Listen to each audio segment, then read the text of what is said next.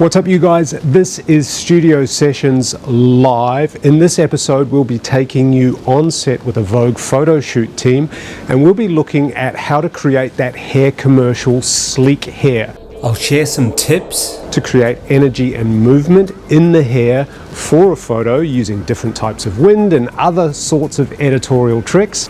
See you in there.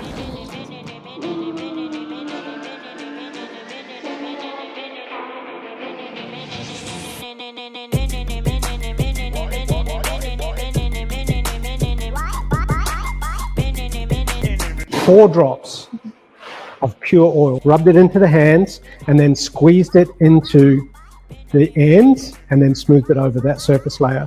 And then we blow dried with a bristle brush. Using the bristles will help distribute the oils across the hair shaft more evenly and add more shine and help to compress the cuticle. And then ran over it section by section with our styler with the platinum, just to make sure that it was really shiny. Now it's a very humid day, and when it's humid, what happens to hair? It expands, right? It can get greasy at the roots, the cuticle expands, and it gets frizzy and fluffy. If we had a customer who was in the salon, we might spray a shine product on it or a hairspray or something like that. But when we're shooting, particularly in hard light, and our eye won't be able to see it, but as soon as you blast it with hard light and shoot it, you'll see weird patchy things. What I use oil for is to soften any hard hair, right? So any hair that has a disparity of texture, so it makes the hair like 7-year-old girl hair. Like it. So with this makeup, obviously beautiful gold dress, the lighting's going to be really beautiful as well. So I want to just keep the skin quite natural. And then I just have to do a little bit like a smudgy eyeliner around the eyes. Because the gold's going to reflect off the lights, it'll bounce upwards and we'll get a double whammy. And it's really beautiful, the low V, it's like show her skin, and it's all really complementary. And they all sort of work together, all the looks of it will all work together, so it'll be a nice story, the 4 images. Now, I just noticed something as I went in there. I just need to check her parting. We just talked about silhouette, perimeter and texture, right? The perimeter shape also includes the parting, and I use a metal-ended tail comb. We get a nice clean parting in there. Make sure that that silhouette is looking good at the crown there. Take your bristle brush and your blow dryer, take a little bit of hair, use your thumb underneath, catch the brush right at the roots, really grab those roots, and then use the thumb to hold that hair really tight, and with a nozzle and high heat, just give it a little blast.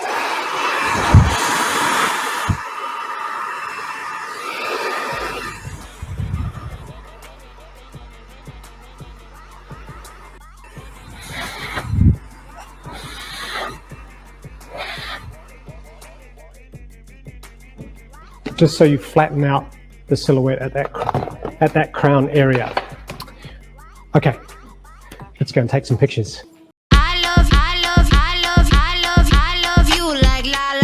So when I set the hair up for a shot like this, I want the texture of the hair, all the individual hair strands, to run as smooth as possible. So I'll get right in underneath, knowing that she's going to move, and create this plane that the camera will see, and it'll bounce the light off. So I don't want any crisscross hairs in here. Okay, just stay there for one more second. So there you can see like where the shine's hitting that plane that Richard was talking about. A little bit about etiquette on set. One of the things that's really important is to watch where you're standing, right? Just be aware of your surroundings. So I'll always stand out of the way of Stephen and the monitor, because it's his tool. And if I'm standing here, he can't see what he needs to see, and he'll probably throw something at the back of my head. Or hers. So I tend to just stand out of the way. Also, never put your coffee or your hairspray and shit on the DigiOps desk. And see this cable here? I'm risking my life right now touching it to show you this. Never ever touch this cable. Don't fucking trip over it, ever. Have you ever had anyone drop your scissors in the salon? Ever had anyone pick up your scissors and cut their fingernails with it? That's what tripping over this cable is like. That is an important one. 100%. All right, so what move are we going to get Jade to do? Let's start with the Michael Jackson shimmy. You're going to lean your weight on your toes so that you kind of, it's like Stephen's tugging on your nose. And then you're just going to shift your weight from foot to foot like that. There you go. Yes. Okay, just a little bit, yeah, like try and do a gentle version of that. Good. Chin down a little bit. Good. Nice, mate. Yeah, keep going. And have a little look out in that direction and keep doing it. Yeah, good. I noticed when I was looking at the monitor that a couple of these little strands were catching on the lip and on the brow and the lash. And I just have to be aware of that, because if there's like one or two stuck on the face with an amazing magic shot, then Stephen is going to have to spend an extra hour getting rid of that stuff when I could do it in 10 seconds. All right, Jade, so remember about leaning onto your toes so you got that long neck on. Start with your chin down just so, yeah, good. And now, yeah. And just that little gap in your lips just so I can see, yeah, good.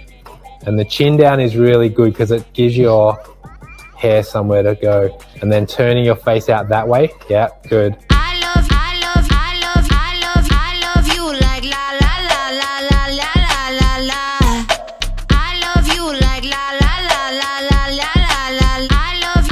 I'm going to show you another trick for creating movement and energy on set.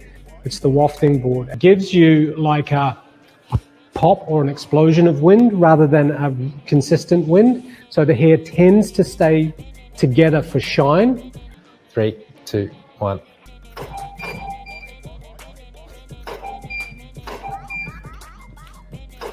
Good.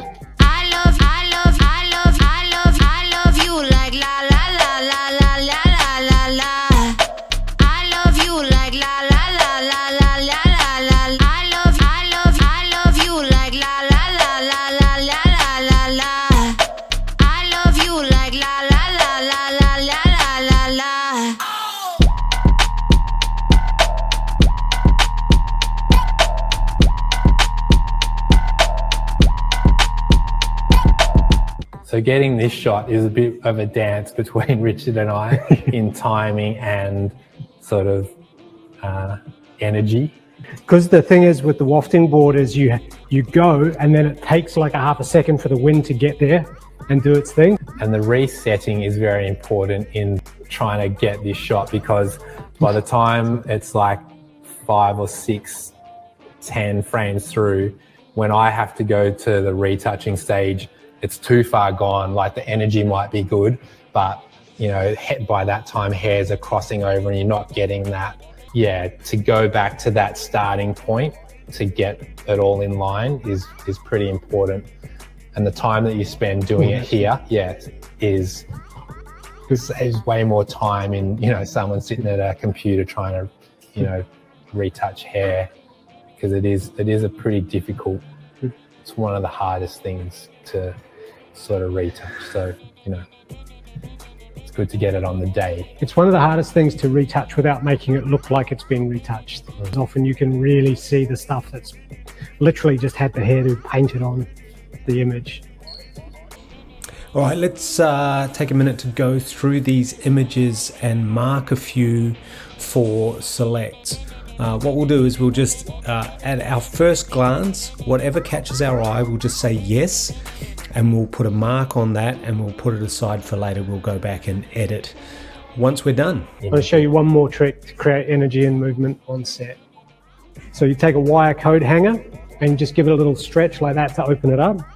Make sure you brush the hair really well so it's all well distributed. Take your little wire coat hanger and you put it in underneath the hair like that. Yep, 3, 2, 1. It's in the zone. It's definitely in the zone.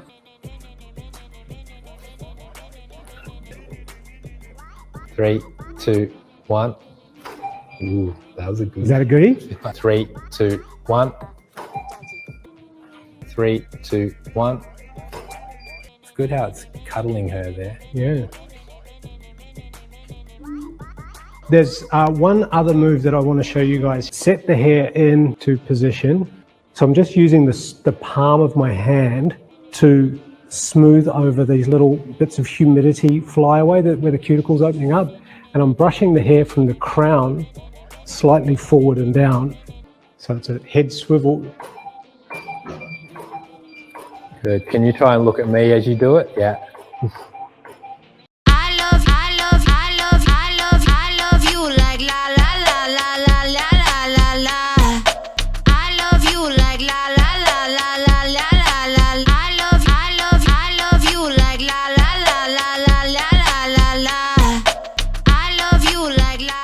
We talked about how the camera sees in 2D. By getting her to move her hair like that, what you're creating is a bigger plane of reflection for the light, which is why it's so important that the texture is smooth. So you can see where that fringe is being cut. So I'm trying to get her to move to mask and for that to like blend in with itself. You know, I guess ideally it's all the one length when you're doing something like this, but we're trying to time the movement and the frame and the light when it's all kind of blending. I feel like there was a couple where it wasn't as apparent, but yeah, like that's there so where it's swishing and making it happen. Hair's too fine to have to rebuild it when you're trying to, you know, fix crossed over hairs. Like I know some people like, you know, cut out a chunk and put it there and then blend it, but I feel like it's like I'm making the picture, but you guys are making the hair. So I think it's a little bit of it's going too far when you give your work to a photographer that retouches the hair and the shape and the thickness and the volume. I think it's my job to capture what you guys have done and maybe, you know, a few strands or, you know, we push in a little bump here or there. But I think when it goes to someone else, it becomes their image when, you know, they are chopping bits from different shots and, you know, I don't know if it's cheating. I don't know what the rules say, but I think, you know, if we're all doing our jobs, you guys are doing the hair, I'm doing the photo. So I'm capturing what you guys present to me and maybe moving it and, you know, helping it come alive, but I'm not putting my own wig onto your stuff. Should we do a quick edit? All right, at this stage, what we're going to do is we're going to just go through the shots, shot by shot, and there's a lot of shots there.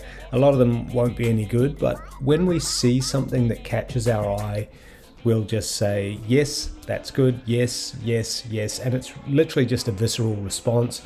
We'll mark each of those shots that we have a visceral response to with a color. So that means we're kind of discounting anything that we don't initially like at this stage. Once we've gone through each of all of the shots and we've made our selects, then what we'll do is we'll go back and we'll start looking at them in groups. So we'll look at a group of 3, 4, 5 at a time, and we'll choose 1, maybe 2, from each of the groups of 4. That allows us to kind of narrow it down by comparing like with like. So we've got 4 great shots.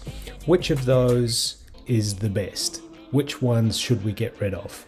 And we go through that process until we narrow it down until we've got the final shots. I like them both. Different attitude, like slightly different face, slightly different attitude. Thank you, Jade. Good Did work, you see? mate. Have a look. No. No! You with straight hair. Yeah, it's so weird. You look beautiful. Very good. Good moving. And her listening to what we were instructing her to do is half your battle, because she said she hasn't had straight hair before. So to have her hair moving like that's very unnatural for her. But she obviously listened, you know, and, you know, we've got a cracker of a picture. So yeah, it's definitely a team effort.